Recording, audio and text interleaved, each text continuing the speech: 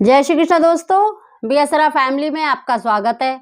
दोस्तों, आज मैं आपको गोपा अष्टमी के दिन की गोपा अष्टमी बहुत ही धूमधाम से हमारे ब्रजलोक में, वृंदावन मथुरा में इतनी भीड़ होती है, गौ की पूजा करते हैं, उनके मतलब एक उत्सव के रूप में ये मनाया जाता है। आजकल शहरों में भी गौशाला में कितनी भीड़ होती है उस दिन। आज मैं आपको गोपाष्टमी के दिन किस प्रकार गौ माता की सेवा करनी चाहिए, उनका पूजन करना चाहिए, उससे आपको क्या फल मिलता है और किस प्रकार करना चाहिए, उस सब की जानकारी दूंगी।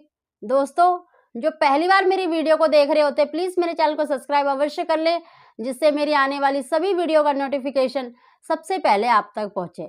दोस्तों, गोपा अष्टमी के दिन गौ माता का पूजन अवश्य करना चाहिए।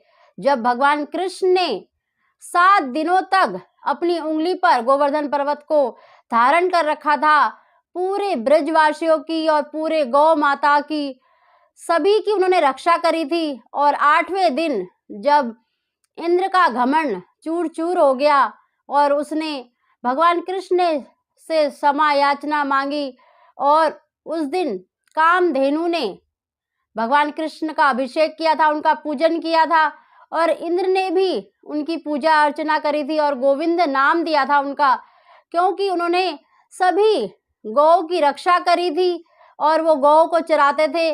बहुत ही उसी दिन से मतलब ये जो पर्व है मनाया जाता है गोपाष्टमी के दिन। तो इस दिन अगर गौ माता की पूजा की जाती है, पूरी विधि विधान से उनकी परिक्रमा लगाई जाती है, तो कहते हैं 100 गौ दान करने के बराबर फल मिलता है। इसका वर्णन मतलब किया नहीं जा सकता शब्दों में कि इसका कितना पुण्य मिलता है। तो आप अवश्य उस दिन गोपाष्टमी के दिन जरूर गौ माता की सेवा करें, पूजा करें। आप गोपाष्टमी के दिन ब्रह्म मुहूर्त पर स्नान करने के बाद ही गौशाला अवश्य जाएं।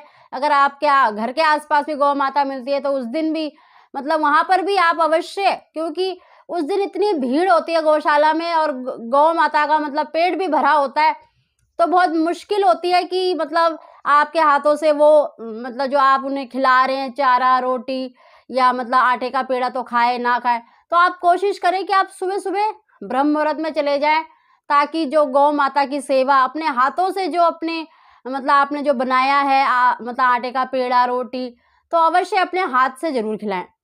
दोस्तों, इस दिन सुबह ब्रह्म मुहूर्त में आप, क्योंकि गौ माता की जो इसमें स्नान की विधि है, पूरे विधि विधान से धूप दीप से तिलक करके गौ माता की पूजा की जाती है, तो आप रोली चंदन से गौ माता के मस्तक पर तिलक लगाएं। उनके चरणों में अगर पूरा स्नान नहीं करवा सकते, जैसे ठंडा मौसम भी अब ठंड का हो गया है, तो आप उनके चरणों को अवश्य धोएं। और माँ कहते हैं गौ माता के जो चरणों की धूली अपने मस्तक पर लगाता है तो उसको इतना पुण्य मिलता है, उसकी जो हर मनोकामना होती है वो अवश्य पूरी होती है। तो दोस्तों, सबसे पहले आप घर से एक रोटी बनाकर ले जाएं और एक आटे का पेड़ा भी अवश्य बना के ले जाएं, और भीगी हुई चने की दाल, थोड़ी सी भीगी हुई चने की दाल, गुड़ और एक या 2 केले अवश्य ले जाएं, क्योंकि मतलब रोटी खा के या वो मतलब उनका पेट भी कई बार भरा होता है इस दिन, क्योंकि इस दिन बहुत भीड़ होती है। तो आप मतलब कुछ ऐसी अलग चीज ले जाएं जिससे गौ माता आपके हाथों से वो ग्रहण कर ले। तो केले अवश्य ले जाएं इस दिन, क्योंकि गोपा अष्टमी बहुत ही मतलब महत्वपूर्ण एक पर्व है। इस दिन अगर गौ माता की पूजा करते हैं तो कहते हैं कि 33 करोड़ देवी देवताओं की पूजा करने से वो फल नहीं मिलता जो एक गौ माता की पूजा करने से मिल जाता है, क्योंकि गौ माता में 33 करोड़ देवी देवता का वास होता है। और इस दिन तो गौ माता की पूजा का विशेष महत्व होता है। इस दिन माता लक्ष्मी वास करती हैं, स्वयं गंगा मैया इनमें वास करती हैं।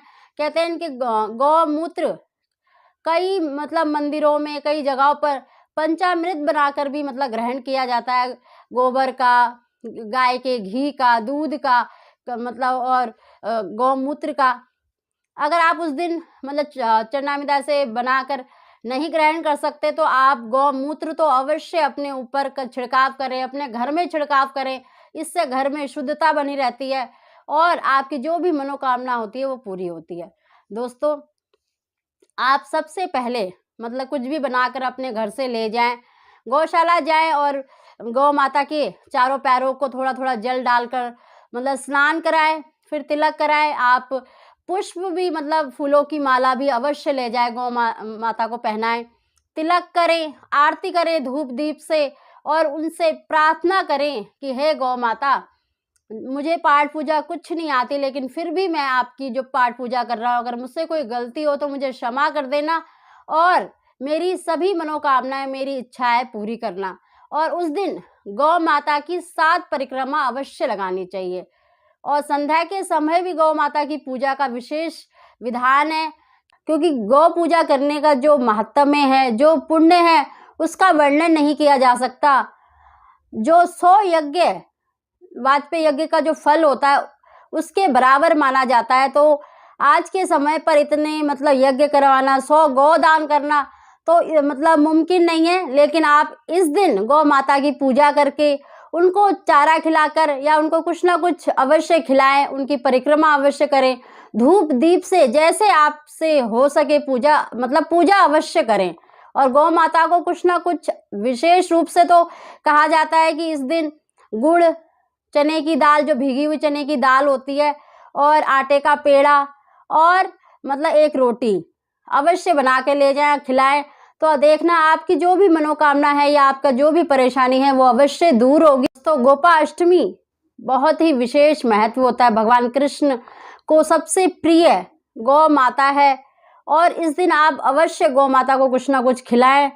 और कहते हैं गौ माता के पीछे जितने कदम हम चलते हैं उतने ही कदम हमारे बैकुंठ की तरफ बढ़ते हैं। तो आप अवश्य गौ माता के मतलब परिक्रमा लगाएं, उनके पीछे चले और उनके चरणों की जो धूली है अपने मस्तक पर अवश्य लगाएं।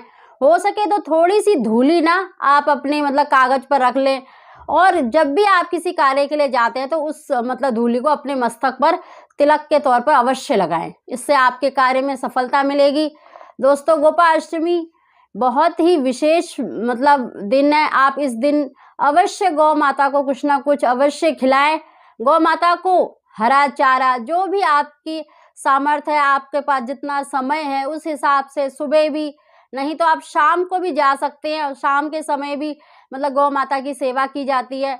उनकी परिक्रमा अवश्य लगाएं और गौ माता से अपनी परेशानी, अपनी इच्छा के लिए अवश्य प्रार्थना करें। गौ माता सभी सुखों को देने वाली है और जो भी गौ माता की मतलब सेवा करता है, पूजन करता है इस दिन गोपाष्टमी के दिन, तो पुत्र, धन, सभी सुखों की मतलब प्राप्ति होती है उसे।